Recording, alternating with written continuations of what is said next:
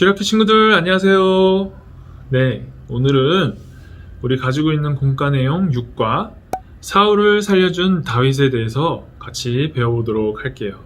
우리 지난 시간에는 사울이 계속해서 다윗을 죽이려고 했던 내용이 나왔어요. 그때 요나단이라는 사울 왕의 아들이 있었는데 그 요나단이 다윗을 도와주었죠.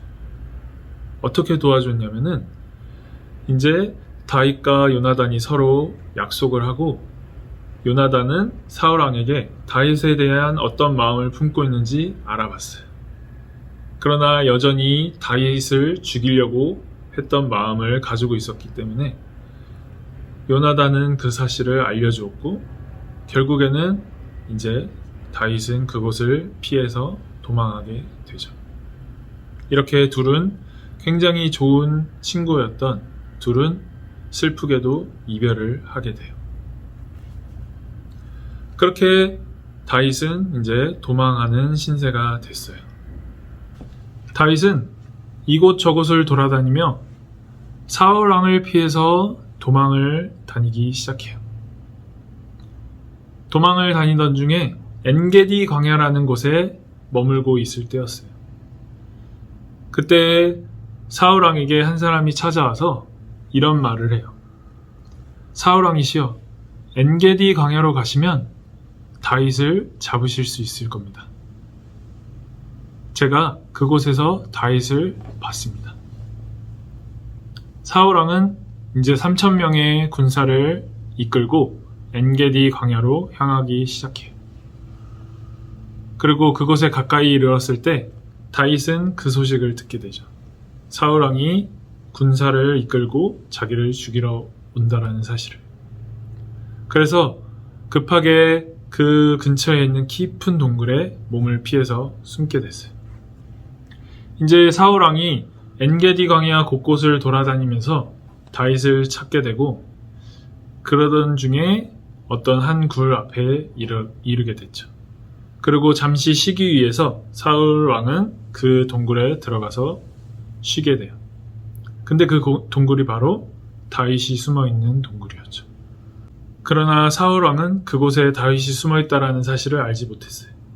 그랬을 때 다윗과 같이 있던 사람들, 그 사람들이 기뻐서 이렇게 얘기를 하게 돼요. 다윗에게. 다윗이여, 드디어 우리에게 기회가 왔습니다. 드디어 하나님께서 사울 왕을 당신의 손에 주셨습니다. 이것은 사울 왕을 죽일 수 있는 좋은 기회입니다. 이렇게 얘기를 했어요. 이제 다윗은 자리에서 일어나요. 그리고 그 손에 칼을 쥐고 사울 왕 가까이 나아가게 되죠. 그리고 나서 다윗이 보인 행동은 사울 왕을 죽인 게 아니고 그가 보인 행동은 사울이 벗어두었던 겉옷을 집어서 그 칼로 그 옷자락을 잘랐어요. 그리고 자른 옷자락을 손에 쥐고 이제 다시 자기가 원래 있던 깊은 곳으로 다시 돌아오죠. 그것을 본 사람들은 굉장히 당황했을 거예요. 또 아쉬워했겠죠.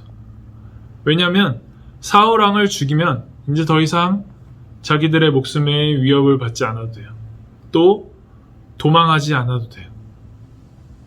오히려 이제 다윗이 왕이 되고 또 그가 있는 성에서 안전하게 거할 수 있었겠죠. 근데 그러한 기회가 없어지자 이제 그들은 굉장히 아쉬웠을 거예요. 하지만 다윗은 그런 마음이 아니었어요. 오히려 마음에 양심이 찔리는 그러한 마음을 품었죠. 왜냐하면 사울 왕이 비록 다윗의 원수, 자기를 죽이려고 하는 원수 같은 자였지만 하지만 그 이전에 그 사울 왕은 하나님께서 택하신, 하나님께서 세우신 그런 왕이었기 때문에 그를 내 손으로 죽이는 것은 하나님 앞에 범죄하는 것이다. 그는 그렇게 마음을 먹었고 그의 옷자락을 자른 것, 그것으로 인해서 마음의 양심이 찔리는 그러한 마음을 가지게 된 거죠. 이제 사울은 자기의 옷자락이 잘렸다라는 사실을 알지 못하고 겉옷을 입고 이제 굴을 나와서 다시 다윗을 찾아서 길을 떠나요.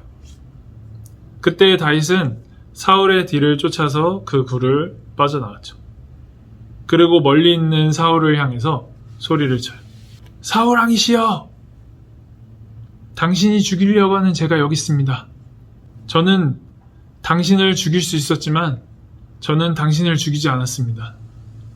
사람들이 여호와께서 당신을 제 손에 주셨다고 당신을 죽이라 했지만 저는 당신을 죽이지 않았습니다. 당신의 옷을 보십시오. 당신을 죽일 수 있는 기회가 있었습니다.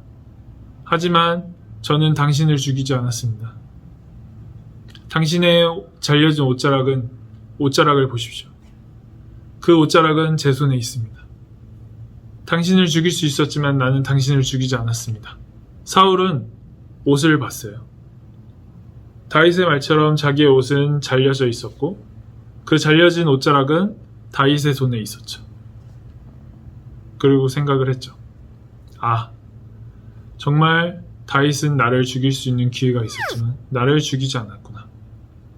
나는 그를 죽이려고 했지만 그는 나를 죽이지 않았구나. 이것을 알고 그는 큰 소리로 울기 시작해요. 그리고 이렇게 얘기하죠. 다윗, 너는 정말 선한 사람이구나.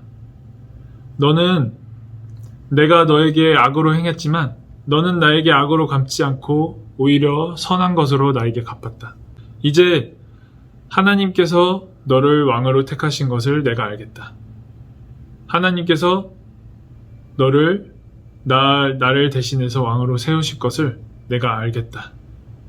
그렇게 얘기를 하고 이제 자기가 이끌고 왔던 군사를 다시 돌려서 성으로 돌아가요.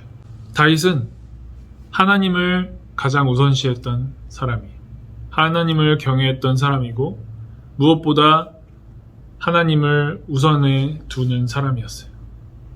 자기의 위협받는 목숨, 또 자기의 원수된 자를 죽일 수 있는 기회, 또 사람들의 말, 이러한 것들은 전혀 중요하지 않았어요. 그에게 중요한 것은 하나님의 말씀이었어요.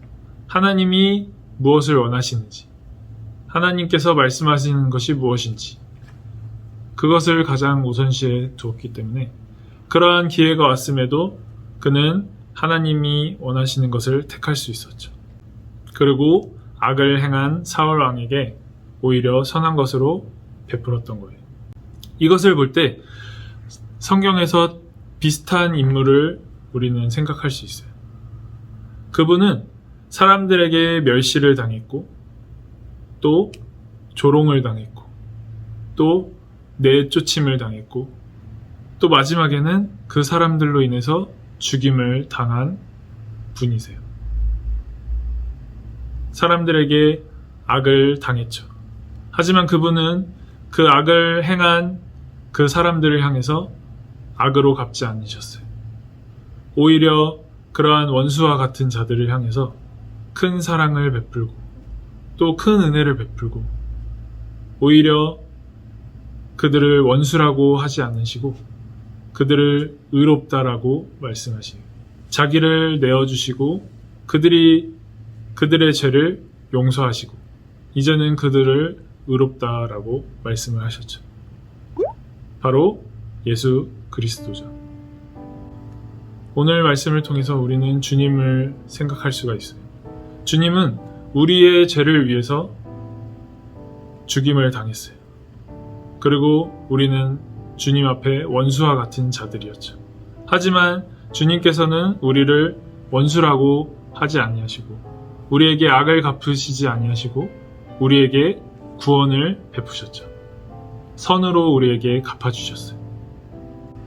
우리가 이러한 은혜를 입었을 때 우리는 하나님께 어떤 반응을 보여야지 합당할까요?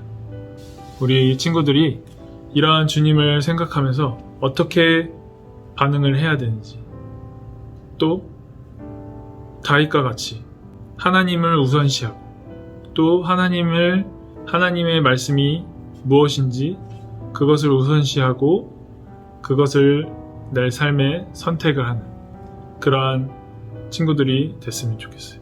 우리에게 선으로 갚으신 주님을 생각하고 또 다윗과 같이 그분을 가장 우선시하고 그분을 따라서 따르는 삶, 우리 친구들도 이러한 삶을 택하는 그러한 친구들이 됐으면 좋겠어요. 오늘 말씀은 여기까지 하고 요절 말씀 읽고 마치도록 할게요. 서로 친절하게 하며 불쌍히 여기며 서로 용서하기를 하나님이 그리스도 안에서 너희를 용서하심과 같이 하라. 에베소서 4장 32절. 우리 친구들 오늘 말씀 잘 기억하고 하나님을 경외하는 다윗과 같은 그러한 친구들이 되기를 바랄게요. 오늘 말씀 이것으로 마치고 우리 다음 시간에 다시 만나도록 해요. 안녕.